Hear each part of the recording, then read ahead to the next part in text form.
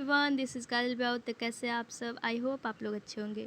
जैसा कि हमने इसके पहले वाले वीडियो लेक्चर में लेसन 8 के अंतर्गत हमारे आसपास के बाज़ार के बारे में पढ़ा था, ठीक आज उसी प्रकार हम लेसन 9 बाज़ार में एक कमीज़ के बारे में पढ़ेंगे। बाज़ार में एक कमीज़ कहने का मतलब कि कमीज़ यानी शर्ट, यानी अगर किसी शर्ट का बात करें तो शर्ट तो बहुत प्रकार का होता है। जैसे कि एक कॉटन शर्ट का बात करते हैं, यानी सूती कमीज़ के बारे में बात करते हैं। तो सूती कमीज़ हमारे मार्केट में कैसे उपलब्ध होता है? तो जाहिर सी बात है कि हम क्या करेंगे, सूती कपड़े के लिए कपास का उत्पादन करेंगे और फिर हमारे मार्केट में अगर वो कपड़ा बन के आता है तो वो कैसे कंज्यूमर्स के पास पहुंचता है, यानी उपभोक्ता करने वाले, यानी जो उसका उपभोग कर रहे हैं, जो उसका यूज़ कर रहे हैं, जो उसके कस्टमर है, जो उसके ग्राहक हैं, तो उनके पास कैसे आ रहा है, इस चीज़ के बारे में पढ़ेंगे। चाहे या कपास का उत्पादन कर रहे हैं तो वो एक व्यापारी से कैसे रिलेट करता है, या कोई बड़े दुकानदार वाले व्यक्ति हैं उनसे कैसे रिलेट करता है, या कोई सुपरमार्केट है या कोई मॉल है तो उनमें कैसे ये रिलेट करता है, इस चीज़ के बारे में पढ़ेंगे। कुरनूल में कपास उगाने वाली एक किसान। यहाँ पे कुरनूल क्षेत्र के बारे में, जहाँ पे एक किसान है, वो क्या करती है, वो अपने खेत में कपास का उत्पादन करती है, उसके बारे में बताया गया। कुर्नल आंध्र प्रदेश का एक क्षेत्र है, वहाँ पे एक स्वप्ना नाम की किसान है। स्वप्ना क्या करती है, ये एक छोटी किसान है और ये अपने छोटे से ही खेत में क्या करती है, कपास उत्पादन का काम करती है। अब ये जब इसको खेती करना रहता है तो ये क्या करती है कि एक व्यापारी इसके गांव में जो सबको हेल्प करता है, यानी सहायता करता है, यानी जब उसको ज़रूरत पड़ता है तो वो लोग क्या करते हैं कि व्यापारी से सहायता के रूप में उससे ऋण पे बीज ले लेते हैं, पैसे ले लेते हैं, और उस एवज में इनको क्या करना पड़ता है कि जितना भी अपने खेत में उत्पादन किए रहते हैं, यानी कपास हो चाहे कोई भी फसल का उत्पादन क्यों न करते हो, वो क्या करते हैं, व्यापारी से सौदा कर लेते हैं कि वो व्यापारी से ही बेचेंगे, चाहे वो उसका मूल्य कितना भी उनको दे। यानी उनके लिए क्या होता है, एक मजबूरी बन जाता है। तो स्वप्ना क्या करती है, व्यापारी से 2500 रुपया लेती है अपने खेत में कपास उत्पादन करने के लिए। लेकिन जब उसका कपास अच्छे से तैयार हो जाता है तो व्यापारी आता है और उसको बोलता है कि हम 1500 रुपये क्विंटल ही लेंगे। अब मार्केट में वो जानती है कि उसका रेट कपास का कितना मिल जाएगा, 1800, लेकिन उसका मजबूरी है कि व्यापारी से ही बेचना पड़ेगा, क्योंकि वो क्या करता है, जब ज़रूरत पड़ता है तो व्यापारी काम आता है, यानी व्यापारी से उसको क्या मिल जाता है, उधार मिल जाता है। तो 1500 जब इसके खेत में 4 क्विंटल का कपास उत्पादन होता है तो ये क्या करती है कि व्यापारी से 4 क्विंटल बेचती है, तो उसके मूल्य के हिसाब से कितना हुए, 6000 रुपये हुए। जब 6000 रुपये, तो ये पहले से उधार ली रहती है 2500, ब्याज जोड़ के हो जाता है 3000। व्यापारी क्या करता है, 3000 अपना काट के 3000 रुपये इसको क्या करता है, दे देता है। ये चाहती तो ये क्या कर सकती थी, मार्केट ले जाके बेच सकती थी, लेकिन ये ऐसा नहीं करती है। अब ये सोचती है कि मैंने जी तोड़ मेहनत किया, कितने महीने, 4 महीने, लेकिन और हमको क्या इसका इतना अच्छा कीमत नहीं मिला, यानी रुई मेरा बढ़िया है, साफ़ है, लेकिन हमको क्या हुआ, उचित कीमत नहीं मिला। लेकिन वही व्यापारी वो क्या करता है कि उसी क्षेत्र में, यानी कुरनूल का एक कपास मंडी है, जहाँ पे कपास मंडी कहने का मतलब हुआ कि जहाँ पे कपास का ज़्यादा बिक्री होता हो, तो वो उससे कांटेक्ट रखता है और वहाँ पे जाता है और सारा कपास क्या करता है, वहाँ पे बेच देता है।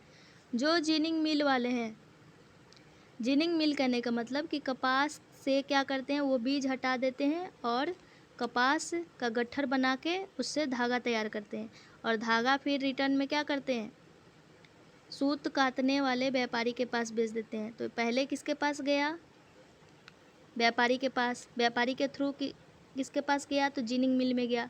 जिनिंग मिल क्या किया, तो कपास के थ्रू जो उसका बीज था उसको अलग करके कपास का गट्ठर बना लिया। कपास का गट्ठर कौन खरीदा, तो जो सूत बनाने वाले कंपनी वाले हैं वो ख़रीद लिया। सूत जो काटने वाले हैं वो क्या करते हैं, वो बना देते हैं जब सूत, फिर वो क्या करते हैं, पुनः क्या करते हैं, व्यापारी को बेच देते हैं। तो इस प्रकार से क्या है, व्यापारी क्या क्या करता है, बेनिफिट कमाता है। फिर दूसरी ओर अगर जैसे कि व्यापारी है, तो व्यापारी हमारे तरफ आएगा तो वो अपने से ख़रीदारी करवाने के लिए इन्फ्लुएंस करेगा कि देखिए देखिए हम क्या करते हैं कि हम तो आप मार्केट में जाके इसका रेट पता कर सकते हैं, हम आपको सस्ते में ही दे रहे हैं। लेकिन स्वप्ना क्या करती है, जैसे कि हम बताएं कि वो जानती है कि कपास मंडी में उसको 1800 रुपये प्रति क्विंटल मिल जाएगा, लेकिन वो जानते हुए भी वो व्यापारी से ही वो अपना सामान बेचती हैं। क्यों? क्योंकि जब वो कर्जा का ज़रूरत पड़ता है तो उनको क्या करना पड़ता है, उस व्यक्ति पे निर्भर रहना पड़ता है, चाहे किसी भी ज़रूरत के लिए, चाहे उसके घर में कभी बीमारी पड़ गया या बच्चों का स्कूल का फ़ी देना है, या कोई ऐसा स्थिति आ जाए कि जब खेती करना संभव नहीं हो, या कोई अकाल का स्थिति आ जाए, तो उस स्थिति में क्या करता है, व्यापारी इनकी मदद करता है। तो ये क्या करते हैं, उन्हीं को बेचते हैं। एक यहाँ पे है ईरोर का कपड़ा बाज़ार। ईरोर का कपड़ा बाज़ार क्या है, यहाँ पे तमिलनाडु में सप्ताह में 2 बार बाज़ार लगाया जाता है। ये संसार के विशाल बाज़ारों में से एक है। कई बार क्या होता है कि यहाँ पे बहुत प्रकार के कपड़े बनाए जाते हैं, यानी कहने का मतलब है कि बहुत प्रकार के कपड़े, यानी वहाँ पे कॉटन भी मिल रहा है, पॉलिस्टर भी मिल रहा है, एक्रिलिक भी मिल रहा है, यानी अलग अलग प्रकार का। और यहाँ पे जितने भी बुनकर हैं इस बाज़ार में, वो क्या करते हैं, अपना सामान बेचने के लिए आते हैं। यानी जो बुनकर व्यापारी से पुनः जो धागा मिला उसके थ्रू जो वो कपड़ा तैयार किए हैं, वो क्या करते हैं, फिर वो मार्केट में ले जाके वो बेचने का काम करते हैं।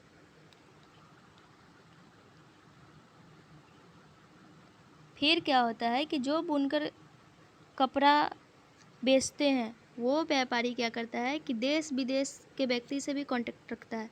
यानी अगर जैसे कि हम इसके पहले वाले लेसन में पढ़े कि अगर कोई छोटा दुकानदार है, वो क्या किया कि अगर उसको सामान लेना है तो उसका कांटेक्ट तो दूसरे दुकानदार से होता है, फिर उसका दूसरे वाले दुकानदार का कांटेक्ट तीसरे दुकानदार से होता है।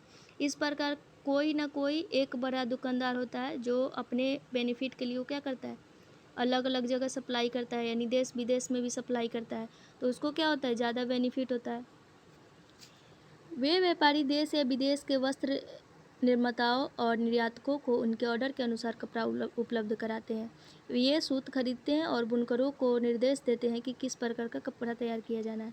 जैसे कि कोई बड़ा दुकानदार है तो वो क्या करेगा, अगर वो व्यापारी है, व्यापारी उसके अंडर में काम कर रहा है, तो व्यापारी के अंडर में छोटे छोटे दुकानदार हैं, तो जो छोटे छोटे दुकानदार हैं यानी बुनकर का वो काम करते हैं, तो वो क्या करेगा, धागा देगा और उनको क्या बोलेगा कि आप 30 दिन में 150 कपड़े आपको तैयार करने हैं। तो वो क्या करेगा, दबाव देगा कि आपको करना ही है, या बहुत ज़्यादा उत्पादन करवाना हो, और या कम समय में होता है ना कि कम समय में ज़्यादा उत्पादन करवाना हो, तो ये क्या करता है, उसको बोलता है कि हाँ आप काम कीजिए, फिर आपको इतने समय में आपको दे देना है सामान। अब आगे हम इसी प्रक्रिया के बारे में पढ़ेंगे कि ये कैसे कार्य करते हैं, यानी बुनकर से व्यापारी कैसे रिलेट करता है और व्यापारी से बड़े वाले दुकानदार कैसे रिलेट करते हैं।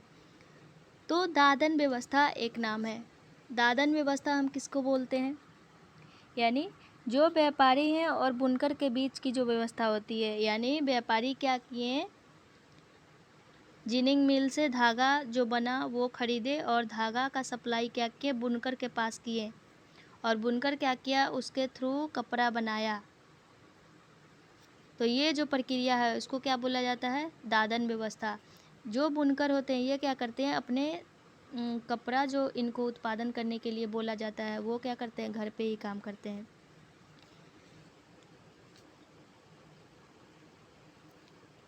इनको जितना भी ऑर्डर मिलता है वो क्या करते हैं, उसके आधार पे अपने आपस में उस काम को बांट लेते हैं और सूत लेते हैं और कपड़ा तैयार करते हैं। इस व्यवस्था में बुनकरों को स्पष्टतया 2 लाभ प्राप्त होता है। 2 लाभ क्या क्या प्राप्त होगा, यानी इनको सूत खरीदने के लिए ज़्यादा पैसा नहीं लगाना पड़ेगा, यानी व्यापारी से इनको डायरेक्ट मिल जाता है, वो भी फ्री में। इनको केवल कपड़ा बना के देना पड़ता है और कपड़ा बनाने के एवज में इनको क्या होता है, पैसा मिल जाता है। दूसरी तरफ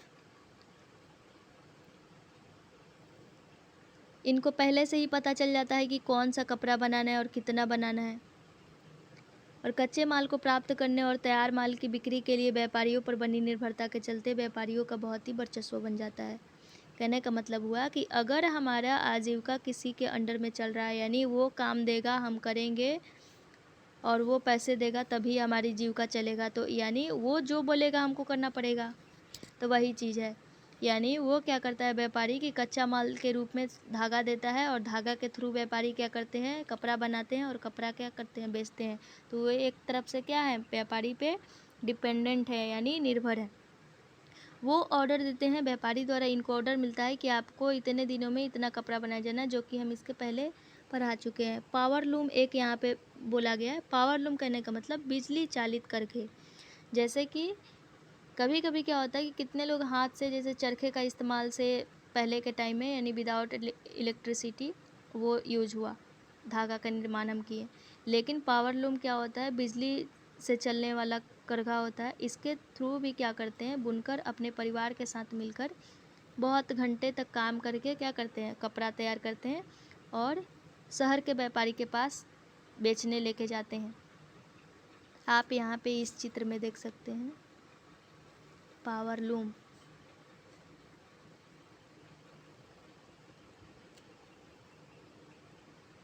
कपड़ा बाजार में व्यापारी यह कपड़ा पहनने के वस्त्र बनाने के कारखानों को बेचते हैं।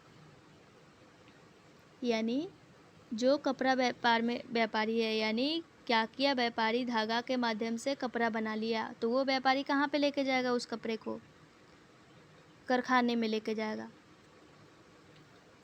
तो इस प्रकार से बेनिफिट का अगर बात करें तो सबसे ज़्यादा बेनिफिट किसको मिलता है, ज़्यादा तो व्यापारी को मिलता है। बुनकर अपनी सारी जमा पूंजी लगाकर ऊंची दर पर ऋण लेकर करघे खरीदते हैं। जो उनके करघा होता है जिसके थ्रू वो कपड़ा निर्माण करते हैं, उसका मूल्य वो बहुत ज़्यादा होता है, लगभग कितना, 20,000 रुपये।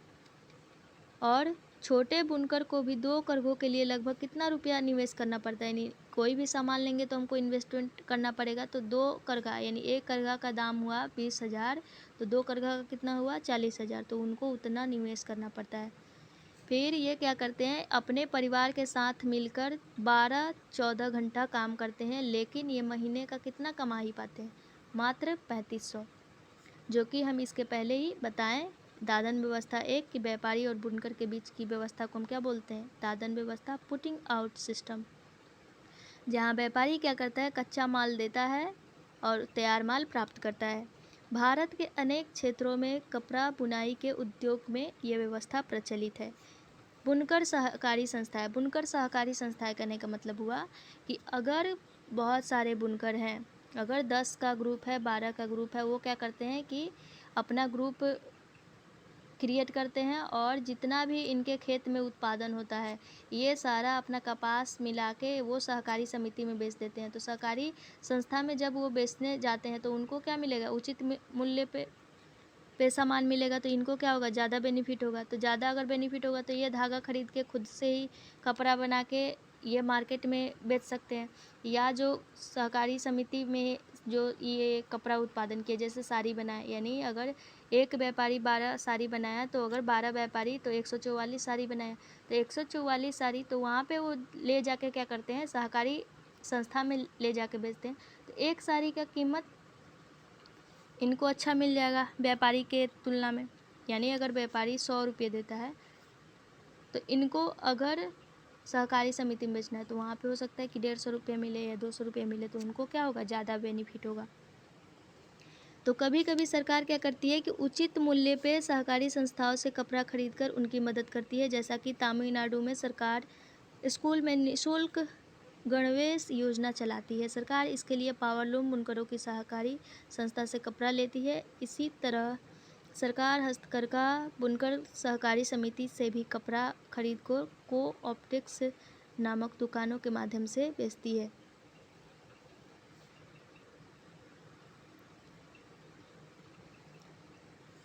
यहाँ पे एक और पॉइंट है कि दिल्ली के निकट वस्त्र निर्यात का एक कारखाना है। तो अगर कोई फैक्ट्री है, तो जैसे कि हम बोले कि अगर कोई फैक्ट्री है तो फैक्ट्री के थ्रू तो बहुत सारे दुकानदार कांटेक्ट में रहते हैं।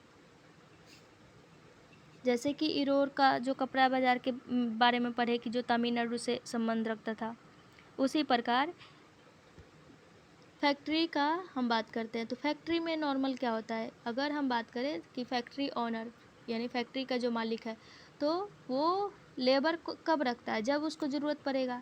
यानी जब उसको ज़रूरत पड़ा तब वो लेबर को रख सकता है, और जब यानी कामगार का जब ज़रूरत पड़ेगा तब वो रखेगा। अगर नहीं ज़रूरत है तो वो क्या करेगा, नौकरी से निकाल देगा।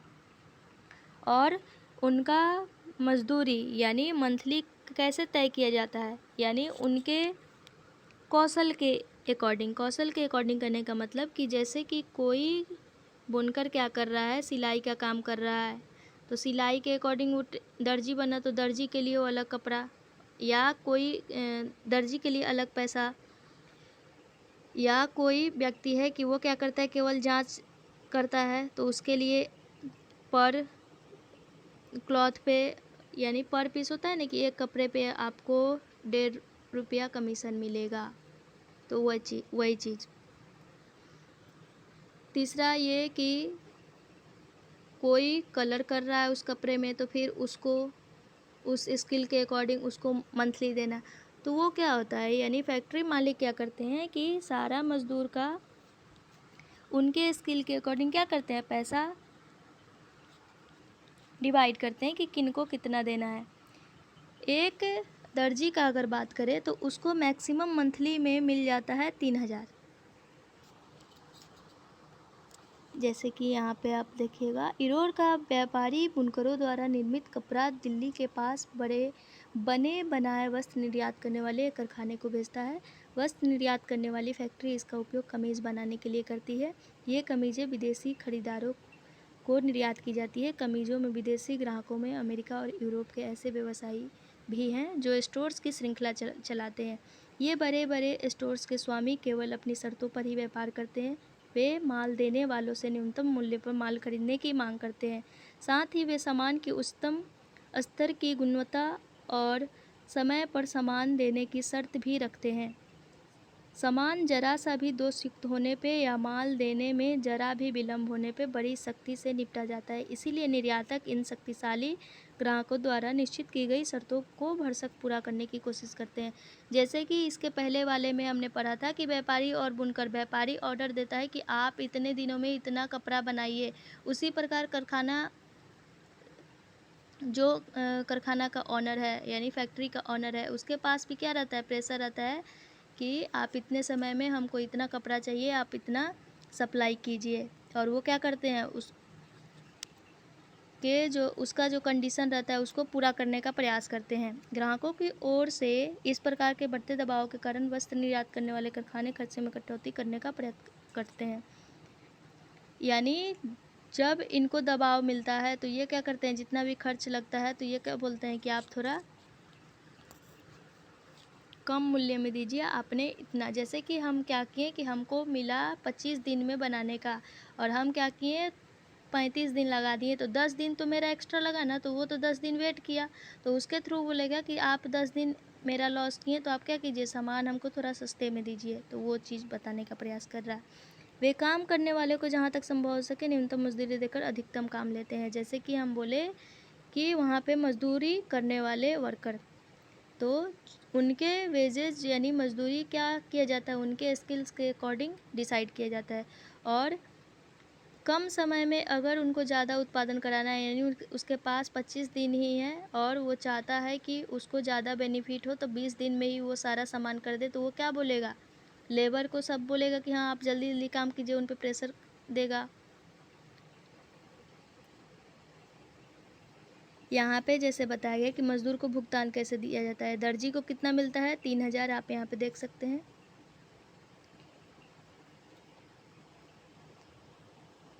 दर्जी को कितना मिलता है, तो 3,000। इस्त्री करने को पर पीस कितना मिलता है, 1.5 रुपया। जाँच करने पे पर मंथ 2,000 और बटन लगाना और धागे काटने के रूप में 1,500 प्रति माह।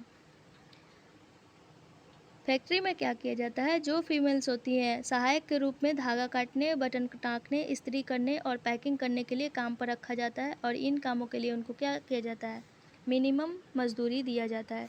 संयुक्त राज्य अमेरिका में वह कमीज़, अब देखिए यूएसए में अगर हम इस कमीज़ को बेचने का काम करते हैं, जैसे कि हम क्या किए, कच्चे माल के रूप में 100 रुपया लगाएं, ठीक। फिर सारा उसका जैसे कि हमको लाभ कितना, जैसे कि यहाँ पे आप देखिएगा ख़रीदे कितना में, तो 200 रुपया में। भंडारण स्टोर करके हम लेके गए तो 100 रुपया लगा। विज्ञापन में हम एडवर्टाइजमेंट किए तो 200 रुपया लगा। सारा हमको कितना जोड़ना है, 600। अगर हमको ये कमीज़ का मूल्य हुआ 600 रुपया। अगर हम यूएसए के मार्केट में हम क्या करते हैं कि एक कपड़ा का मूल्य हम $26 निर्धारित करते हैं, तो $26 अगर तो बोला जाए 1,800 रुपया, तो 600 रुपया के जगह उसको कितना लाभ हुआ, 3 गुना लाभ हुआ। बाज़ार में लाभ कमाने वाले कौन हैं, इस पॉइंट के बारे में अगर पढ़ें कि बाज़ार में लाभ कमाने वाले कौन हैं, तो जैसे कि हम बोले कि कोई भी जो प्रोड्यूसर होता है वो श्रृंखलाबद्ध किसी न किसी दुकानदार से कांटेक्ट रखता है, तो उसी प्रकार कोई ना कोई सबसे ऊपर रहता है, चाहे वो सुपरमार्केट का ही दुकानदार क्यों ना हो, यानी सबसे ऊपर सबसे बड़ा व्यापारी। इस श्रृंखला की हर कड़ी पर खरीदना और बेचना होता है। अब इस प्रक्रिया में यानी जाहिर सी बात है कि अगर दुकानदार से दुकानदार कांटेक्ट में है तो वो कुछ ना कुछ सामान खरीदेगा ही, बेचेगा ही। क्या उन सभी को समान रूप से लाभ हुआ और लाभ की मात्रा अलग अलग लोगों के लिए अलग अलग रही। अब बोल रहा है कि जैसे कि एक दुकानदार दूसरे दुकानदार से जुड़ा तो क्या दोनों को एक ही बेनिफिट मिलता है, तो ऐसा तो नहीं होता। जैसे कि फैक्ट्री से अगर उत्पादन होगा तो फैक्ट्री वाला क्या किया, अगर कोई सामान जैसे बनाया तो अगर वहाँ से आया 8 रुपये, ठीक, 8 रुपया उसका प्राइस हुआ, तो अगर वहाँ से डायरेक्ट किसी व्यक्ति का कांटेक्ट है तो वो क्या किया, 8 रुपये में सामान लेके आया, ठीक। अब वो अपना ट्रांसपोर्टेशन चार्ज जोड़ के उसको 10 रुपया में बेचने का काम कर रहा है, तो उस व्यापारी को कितना फ़ायदा हुआ, 2 रुपया पर वस्तु पे उसको बेनिफिट होगा। अगर वो वस्तु क्या करता है 10 खरीदता है तो 10 दूना 20 रुपया हो गया, यानी क्या होगा, सबको क्या होगा, बेनिफिट का जो स्तर होगा वो क्या होगा, अलग अलग होगा। यही बताने का प्रयास किया जा रहा है यहाँ पे।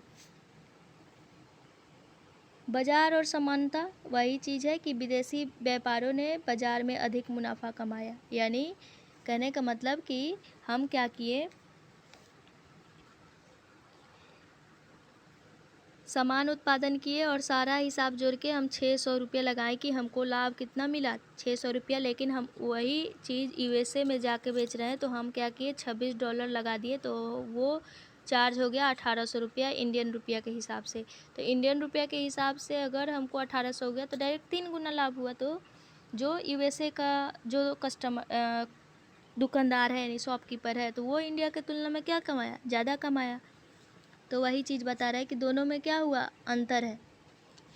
इसी प्रकार हमने देखा कि कपास उगाने वाली छोटी किसान और इरोर के बुनकरों ने कड़ी मेहनत की और लेकिन बाज़ार में उन्हें उनके उत्पाद का उचित मूल्य नहीं मिला। जैसे कि इसके पहले वाले एग्जाम्पल में हमने देखा, कुर्नूल आंध्र प्रदेश की जो स्वप्ना थी वो तो क्या की, जीत और मेहनत की 3-4 महीने कपास उत्पादन की, लेकिन उसको मजबूरी में अपना सामान व्यापारी को बेचना पड़ा, जिसके कारण उसको कितना घाटा हुआ, 1,200 रुपये का घाटा हुआ। कैसे, तो व्यापारी को वो बेची 1,500 रुपये क्विंटल, उसका कपास कितना था, तो 4 क्विंटल, तो 6,000 रुपये हुए।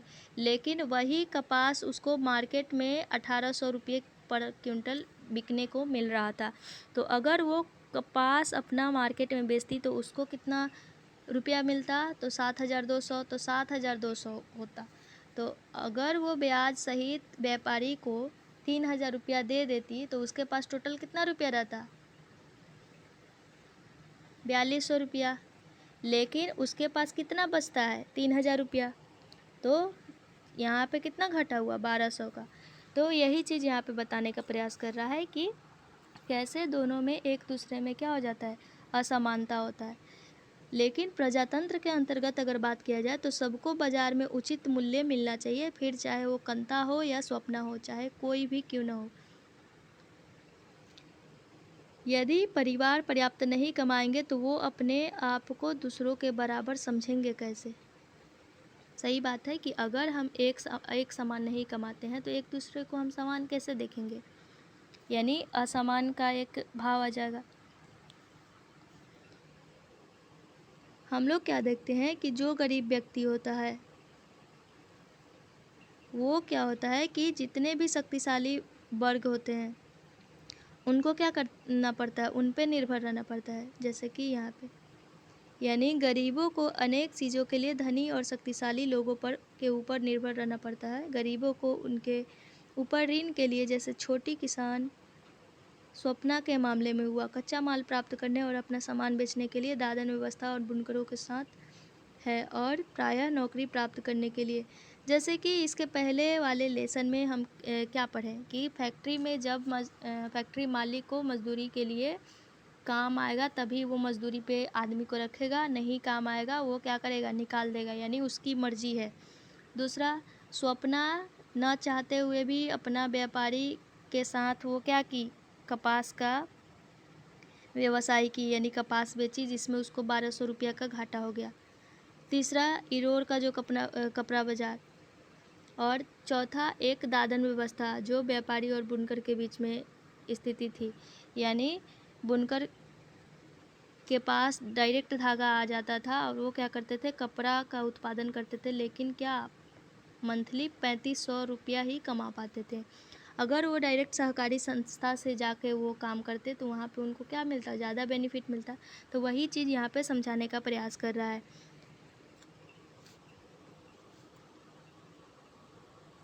इस निर्भरता के कारण बाजार में गरीबों का शोषण होता है। इसीलिए क्या जो बड़े शक्तिशाली वर्ग होते हैं वो क्या करते हैं? व्यापारियों का शोषण करते हैं। इन समस्याओं के समाधान के लिए भी बहुत सारे रास्ते हैं, यानी उत्पादन कर सहकारी संस्था बनाए।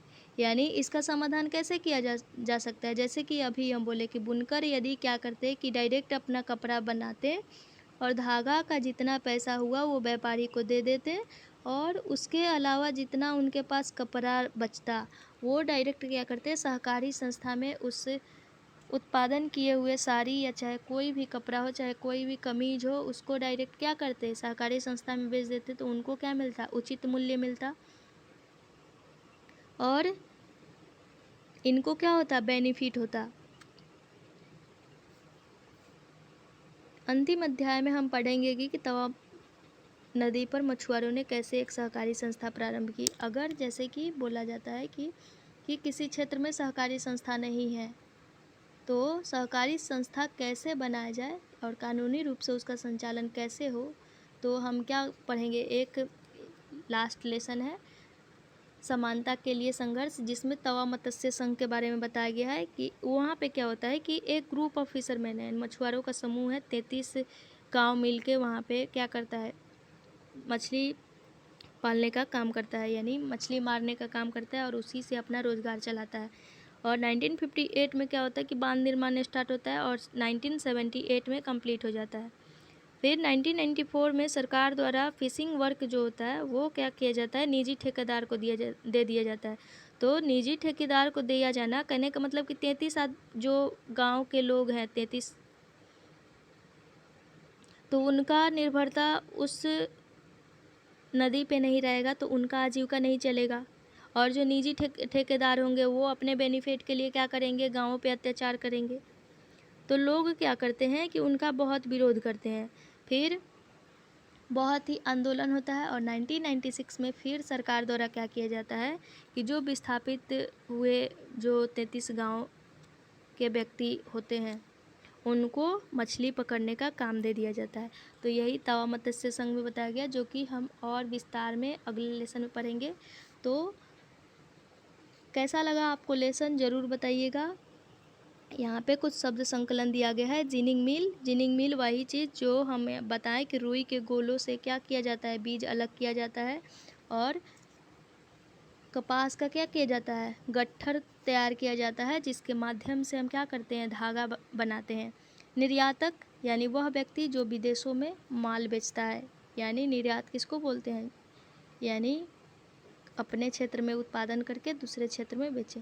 मुनाफा कब, यानी जितना आमदनी हुआ, जितना खर्चा होता है उसमें हम क्या करते हैं, सारा माइनस करके जो भी बचता है उसको क्या बोलते हैं, मुनाफा, बेनिफिट। तो कैसा लगा आपको लेसन ज़रूर बताइएगा, और कोई भी इशू हो या कोई भी किसी भी प्रकार का क्वेश्चन हो इस लेसन से रिलेटेड तो आप कमेंट कर सकते हैं। और अगर वीडियो पसंद आए तो लाइक, कमेंट, शेयर और सब्सक्राइब ज़रूर करें। या कोई भी इशू आए मेरे समझाने के तरीके में तो आप इसके बारे में भी कमेंट कर सकते हैं, जिससे मैं इसको और सुधारने का प्रयास करूँगी। So thank you so much. तो मिलते हैं हम आपको अगले वीडियो में समानता के लिए संघर्ष के साथ। So thank you so much.